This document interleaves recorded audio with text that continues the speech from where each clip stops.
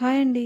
ప్రెగ్నెన్సీలో first ట్రైమిస్టర్లో and second ట్రైమిస్టర్లో నాకు non veg cravings and స్పైసీగా తినాలనిపించేది. బట్ థర్డ్ ట్రైమిస్టర్ ఎంటర్ అయిన తర్వాత ఎక్కువగా స్వీట్ తినాలనిపిస్తుంది.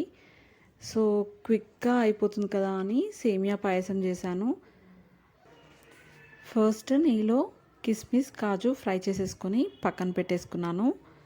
ఆ తర్వాత సేమియాని మంచి కలర్ చేంజ్ అయ్యేంత వరకు ఫ్రై చేసుకున్నాను. ఆ తర్వాత మిల్క్ వేడి చేసుకొని పక్కన ఆల్రెడీ పెట్టేసుకున్నాను. అవే మిల్క్ని ఫ్రై చేసుకున్న సేమియాలోకి యాడ్ చేశాను. ఇది కొంచెం బాయిల్ అయిన తర్వాత అంటే సేమియా అంతా ఉడికిన తర్వాత టేస్ట్కి తగ్గట్టు షుగర్ యాడ్ చేసుకొని కొద్దిగా ఇలాచీ పౌడర్ యాడ్ చేసేసుకొని వేయించి పెట్టేసుకున్న డ్రై ఫ్రూట్స్ని యాడ్ చేసి మిక్స్ చేసుకోవడమే. అంతే అండి, క్విక్గా టేస్టీగా సేమియా పాయసం రెడీ అయిపోతుంది.